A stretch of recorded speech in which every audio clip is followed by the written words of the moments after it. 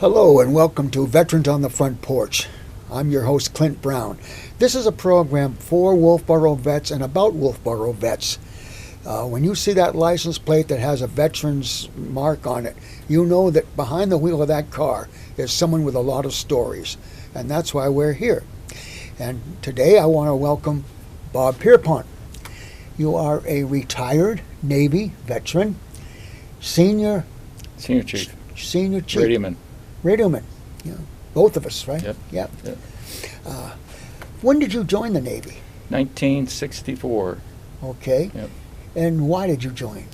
Well, the draft was getting hot about that time. We were in the middle of Vietnam, and they were drafting more people. So all of my family have been in the service, either the Coast Guard or the Navy. Uh-huh. So I decided to join the Navy and went on from there. Okay. Successful career. In my eyes, anyway. And where did you go to basic? I went to basic in Great Lakes, Illinois. Oh, yeah. I remember that. Yep. Camp Moffett. Old World War II camp. Oh, yeah. Yep. Yeah, they gave us 5 seconds to get out in case it caught fire, remember Just that? about, yeah. After basic, where? Well, then I went to radio school down in Norfolk, Virginia. I was there for about 6-8 weeks. I can't remember exactly how long it was. It was very intensive, and then received orders to the USS Holland in Rota, Spain, which was a nuclear submarine tender repair ship. Wow. And that was very interesting indeed. I did some temporary duty on a tugboat and a torpedo retriever, because we used to go out in the Bay of Cadiz off the coast of Rota and collect the exercise torpedoes that were shot at us as practice. Fortunately, they all missed. But it was interesting, to say the least. And met a lot of Spanish people, and they were just super nice people. Just couldn't have been better. Loved the heck out of it. Well, that was kind of interesting duty when you went off base. It was, yeah. I got to travel around Spain quite a bit. Been to Gibraltar, the Mediterranean part of Spain. But again, met some very nice people. Went up in the Alhambra and went to the big castle up there. Used to be I can't remember the name of it, but did quite a bit of travel around Spain. Sevilla, Jerez, wine country. That was interesting, to say the least. I'll bet, yeah. That I can remember. Just kidding. So after Spain, where? Well, I was sent back to school, teletype repair school, because the ship went back to Charleston, South Carolina. And after I finished teletype school, I got orders to London, England. Wow. And the admiral at the time was Admiral John McCain. Okay. Senator McCain's father. Very nice man. I used to sit next to him in a vault and do the teletype typing for him when he was communicating with the Sixth Fleet. And he was super to enlisted guys. Treated his officers pretty rough, but he treated us enlisted guys real well. It's Admiral McCain. Teletype repairman. Yeah, that too. We sure used a lot out of you guys. Those things were constantly breaking down. Oh, it was a great school to go. It was 8 weeks of schooling, but it taught me an awful lot of mechanics too. Yeah. I'd probably fix a car today. Wow, London, England. Yeah. And were you an aide to Admiral McCain? No, I was in the communication. I started out in the Fleet Weather facility, but they got rid of their teletypes. I don't know why, but they did. So I ended up in the communications center, and I spent some time there. And then all of a sudden, lo and behold, I get orders to Scotland, Thurso, Scotland, which is something like 1,000 miles north. So I had to pack my bags and hop in my little MG and head north. And I spent 3 years up there. Wow. It was a great tour. I mean, Scotland is beautiful. And again, the people up in Scotland, Scottish people were fantastic, just great people to be with. They were so friendly. I joined the diving club up there. We used to dive on old wrecks. Really? Yeah, we had a good time, real good time. The guys still remember me. From some of my kids who live back there in Scotland now, they say, "Hey, how's your dad doing?" He's still alive. Wow, that's great. Yeah. Yeah. It's good tour duty. You never got the Holy Lock, though. I did eventually. I ended up on nuclear submarines. These are the ballistic missile submarines. I did 3 patrols out of Holy Lock, which was interesting. Met a lot of British submariners who were really super guys, just great submariners. I also went back my second tour in London. I served as a human resource management specialist. We used to go throughout Europe to all the Navy commands in Europe and rewrite policy on racism, sexism, drug and alcohol abuse, Wow. and overseas diplomacy. That was a great tour of duty. But back to Holy Lock again, but a lot of other places throughout Europe, even up to Belgium, Mons, Belgium. Yeah. Well, you did a lot of things other than just radio then. Oh yeah. Wow. Oh, yeah.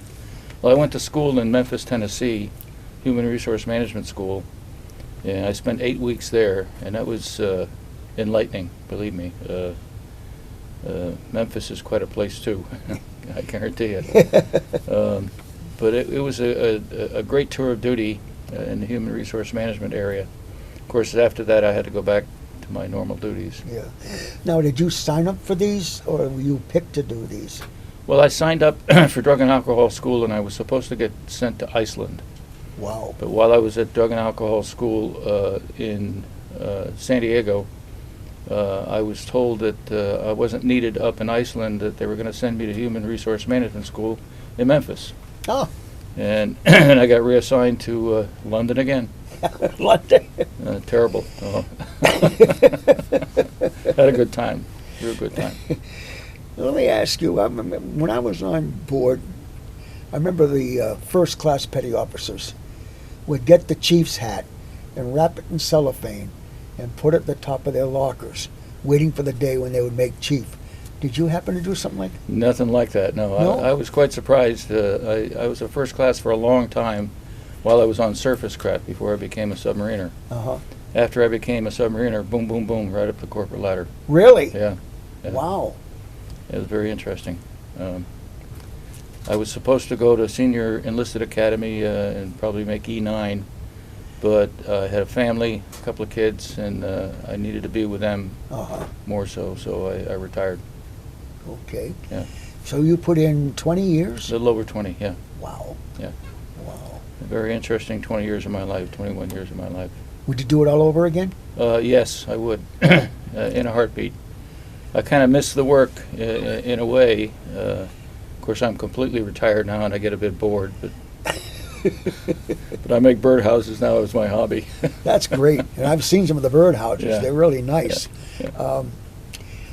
What would you advise a young man today about going in the service? I have advised several young men to go into service and take a close look at it. Don't get too discouraged, because at the outset, when you're a junior person, it's a bit difficult. But stick it out, and eventually you'll get to the point where I got to when I retired. I was at submarine school as a senior instructor and a curriculum development expert. And from that point on, after I retired, I got a lot of jobs working for government contractors, and eventually ended up at the Navy Yard in Washington, D.C. As a international submarine technology specialist. Wow. Working with something like 13 different countries. A lot of travel. Wow.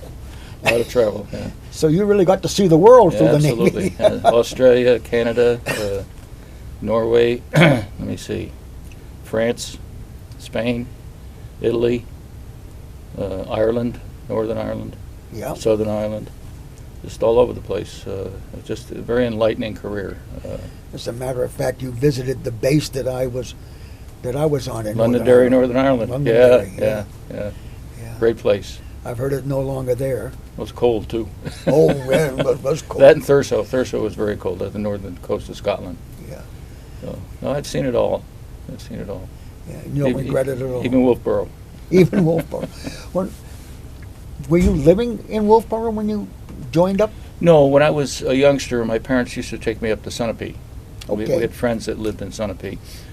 So I got used to coming up to New Hampshire, and of course I love New Hampshire. Beautiful scenery, good fishing. I'm a fly fisherman. Yeah.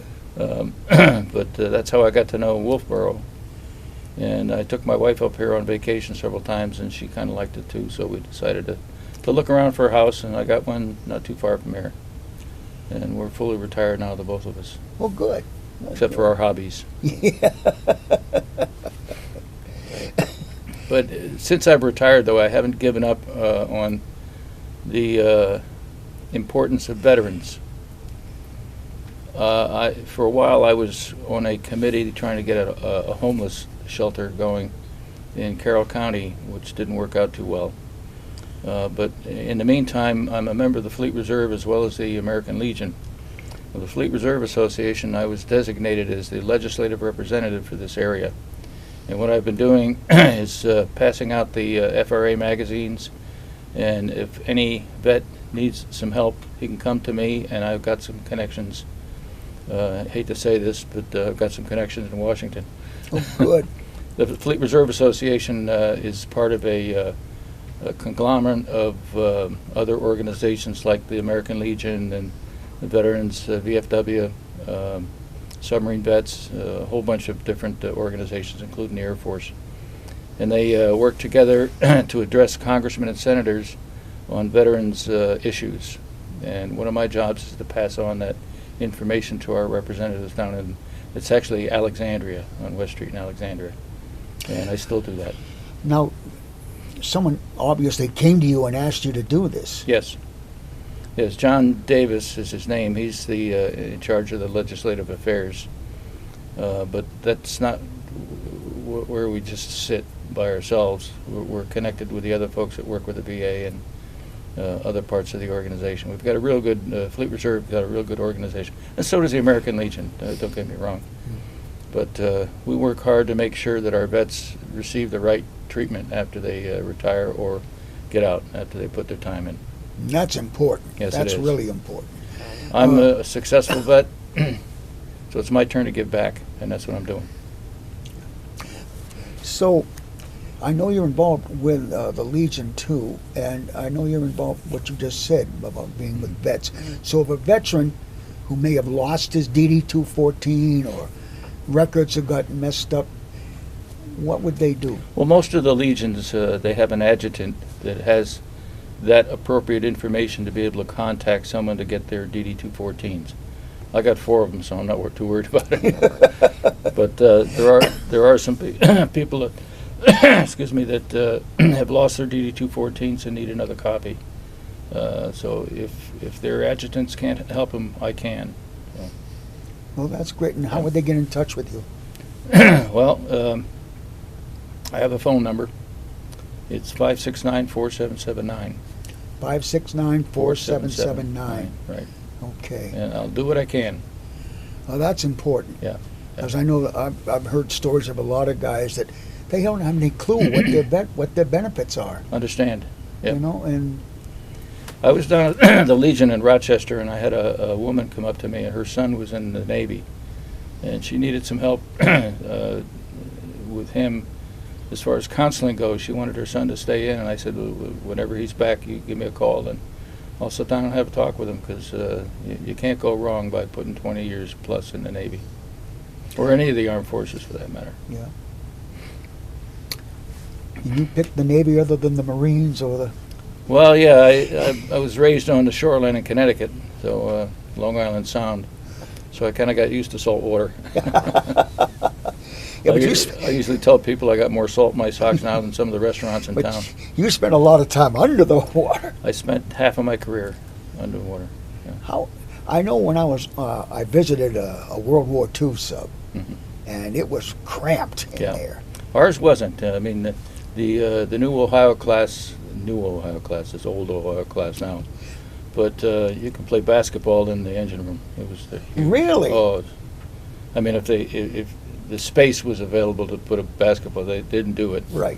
Matter of fact, I asked them when I was working an electric boat in Groton, Connecticut, if I could put a hot tub in the chief's quarters, but they wouldn't. Didn't go for that one. Well, the sleeping quarters must have been a lot different than A lot the World different, War yeah, a II. lot more space. On the newer Virginia-class submarines, it's very cramped, Really? very cramped, yeah. 2 people can't pass each other in the passageway. They have to step Wow. aside in a compartment to get by. But the one you were on, Oh, I was Metal. on a, mine was pretty big. big, Yeah. big. No, had good sleeping quarters, good food, even movies. We had movies while we were underway, but it could be dodgy. You could run across, I won't tell you where I was, but Right. You could run across quote, the enemy, unquote, while you were down underneath. Yeah, I heard a lot of stories out of Holy Lock Yeah. about things like Yep. that. Yep. Yeah.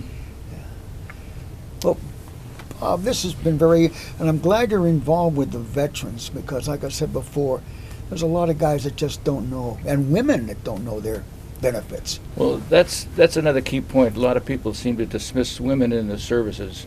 Very important. We now have women on submarines. A lot of people don't know that. We have women pilots. We have women commanding officers of ships, and they do a fine job, a real good job, very professional. And I've given a couple speeches in town on Memorial Day, and I've emphasized the role that women play in the armed forces, and it's important that they are recognized for their expertise and their dedication to our country. Good. And again, they can contact you if they have any problems. Absolutely. Yeah. 569-4779. That's great. That is great. I want to thank you for your service. And Well, I wanna thank you for yours, I understand. I want to thank you for what you're doing now for veterans. I wish I could do more. I just hope some veterans get a hold of me, and I'll help them as much as I can. Okay. Yeah.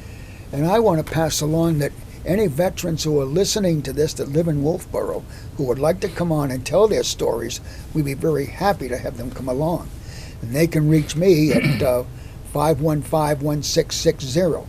And I'd be very happy to have them come on and tell their stories because we all have stories. And stories that basically civilians just wouldn't understand. Good and bad ones. Yeah. Believe me, but most of them good. But that's why we have the VFW and the American Legion. That's It's correct. the camaraderie, and guys can tell their stories and not feel. I've sat down with Air Force senior NCOs retired who were in the Mediterranean the same time I was, on the same island I was during the same time. Wow. So the conversation gets pretty neat when you start to talk about it. And plus a lot of guys that were. I had one guy whose brother was on my destroyer. I was on a World War II destroyer, DD-714. And his brother's passed away. He was younger than me, which is unfortunate that he passed away. But I showed him my cruise book, and he says, "That's my brother." I couldn't believe it. Wow. So, yeah, we Wow. us old-timers, we get around and get to meet a lot of our shipmates. I remember seeing destroyers coming to be refueled Yeah. at sea. Difficult. And watching the bows disappear. Difficult.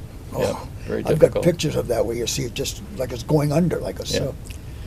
Well, I was one of the few enlisted people in this 1970, I guess it was, in the Mediterranean that qualified as a junior officer of the deck underway on a surface combatant. I got bored, so I asked the captain if I could do it, and he said, by all means. So Wow. I qualified as a junior officer of the deck. That and about $7.50 will get me a glass of wine today. Yeah. But it was interesting, to say the least. Well, I thank you for coming on the show. Well, thank you for having me. I really appreciate it, and I hope any vets who are watching this that need some assistance, by all means, give me a call. Great. Great. Let's give that number one more time. 569-4779. Excellent. Obviously 603. Excellent. Okay. Thank you, you sir. again. Thank you.